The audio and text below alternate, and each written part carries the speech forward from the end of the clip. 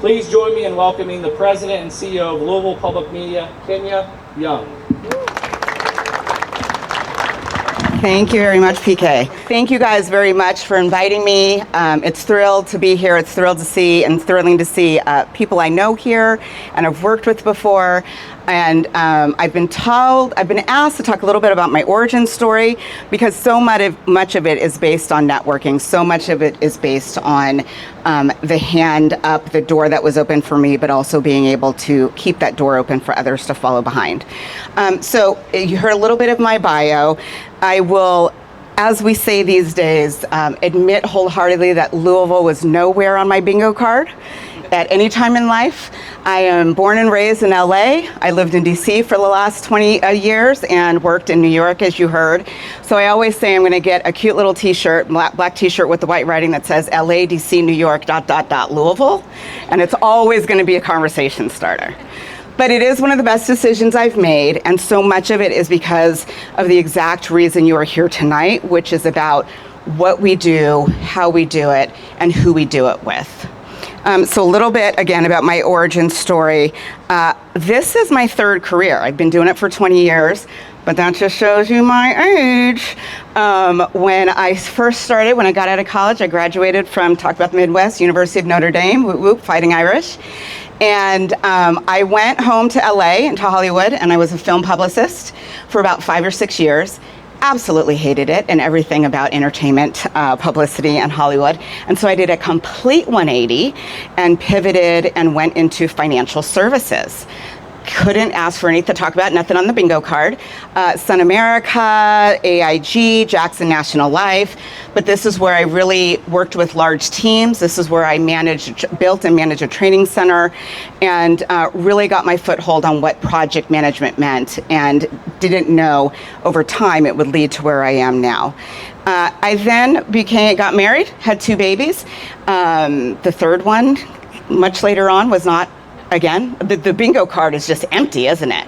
The third one was not on the bingo card, but at that time I had 2 children, was a stay-at-home mom. I always put that as a part of my story because there is no harder job than being a stay-at-home mom. And then making the decision to come back to work was truly because, or not the decision, went back to work because we were broke, but the decision to go into journalism because if I was gonna leave my babies, I was gonna do something that I loved, and that was originally writing and journalism. So I was 34 years old as an intern. Well, actually, I was walking around with my 15-year-old clippings from Notre Dame trying to get a job, and that was not on anyone else's bingo card out there. And so I went back to grad school so I could pay for my education to go work for free somewhere. And but I got the internship at NPR, 34 years old, 3-year-old in one hand, 16 months old on my hip, with these other juniors and seniors and all these brand new people out of college. Everything would have told you that I wasn't supposed to be there, but I made the claim that I would, and I was gonna be at the table and I was gonna make the best of it. 7 years later, from intern to executive producer of the #1 broadcast news show in the country, Morning Edition.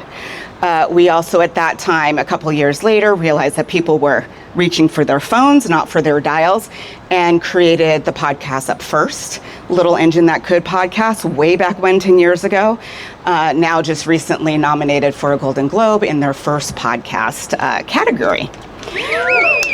Thank you. All that to say, pivots and turns, leaps and faith. Careers, I don't believe, are ladders, and they're not linear. They are starts and stops.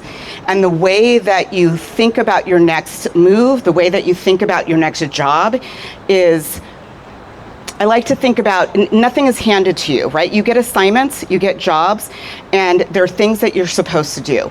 The real work, the real upward mobility in my mind is looking at the needs and the gaps and being the person who has the audacity to say yes to filling those needs and gaps.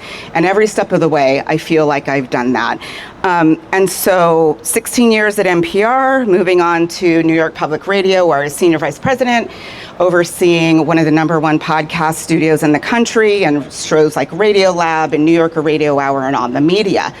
I say all this to say that you just never know There's so many times that I ever think as a stay-at-home mom, I would be running these shows or leading these podcasts. Absolutely not. Did I ever think that I was ready to do that?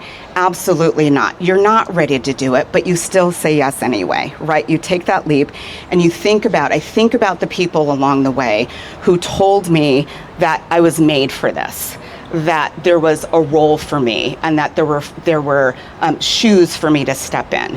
And sometimes your biggest obstacle, we talk about glass ceilings, we talk about naysayers, there are haters out there for sure, but your biggest obstacle is this one right here, telling you you're not ready, telling you that you don't have enough experience, telling you that you don't belong at the table. As you can imagine in public media, as you can imagine as I continue to climb the ladder, there weren't many people who looked like me in those spaces. I would not let that stop me. I don't believe in glass ceilings. Certainly there are obstacles. Certainly there are systemic things in place that can hold people back, but that is such a social construct that I'm not gonna let be my story. And if you have a ceiling and you've broken through it, then where do you go, right? There are no ceilings, you just keep going. And so after New York Public Radio, this place called Louisville Public Media that I had never heard of before, in a city that I didn't know where it existed. I'm so thrilled to be so close to some place like Cincinnati and Indianapolis, where my dad is, but I had no idea where it was. But we jumped in the car and we said yes. And I will tell you that coming to a space in some ways that is a space of discovery and unknownness is some of the best things possible, and the best things happen. And so one of the things, after being a content leader, after being a media leader for over 20 years, I will tell you that this job, not just because I'm a CEO for the first time, not just because I'm in Louisville, someplace I didn't know about before, but I've grown to love, but because this city and the work here and the people that you are with and they're going to hop with is something very different than anywhere I've been, for sure. And even running other public media companies, what I have learned is that I get to have this great opportunity and privilege to look at Louisville Public Media and our stations, WFPL, WFK, WUL with Classical, less as a media organization and more as a community organization, and really think about who we're in partnership with, really think about who supports us, but also think about those who don't know us. And I challenge you today, as you talk to people, as you hop, to really think about what it means to be in partnership with people you don't know, to people that you never imagined you would partner with, that you never imagined that would be your support, or that you never imagined you would be support to, because that's what really building a network is about, and that's what really lifting up is about. I started May of last year, and 8 weeks later, this thing called the Public Media Rescission Act happened, which took about $375,000 of our federal funded money away. It's been a big deal in public media, if you follow public media at all. It could have been a crisis, but the city came together, supported us in a way that we never thought imaginable, someplace that I'd been for 8 weeks. And our donors, our supporters, the city came together, raised $500,000, giving and donations to us in order to fill that gap. That is really, thank you. That is really about a network. And that's not, you know, a crisis can't be built. A crisis can't help you build a network. That network needs to already be there and in place when that crisis happens. And that's what we were able to have. And that's why 8 weeks in, I was able to withstand what we did there. And now we have such a wonderful, I don't look as my role as a role or a position as a job. I look at it as an obligation to the city. I look at it as an obligation to our audience, to this community, because it really has to, there's a space in which I'm no longer a media organization leader, or I'm no longer a journalism leader. I am a community leader. And I think less about what LPM does and more about what Louisville needs from us. And that is a real kind of nuanced difference, but it changes how you approach. And that need that I talked about, the gaps that you fill, that's really what I think this is about. That's really, I challenge you as founders of startups, as community leaders of nonprofits, as executives of businesses, thinking really about, we just did our strategic plan. Our North Star is basically, there's a whole bunch I could say, but the basic of it is to be Louisville's essential daily habit. And what that really is about is people making a choice about you. People coming to us, Louisville Public Media, on a daily basis in repeated behavior and choosing us. And that's a big ask. You have to earn that.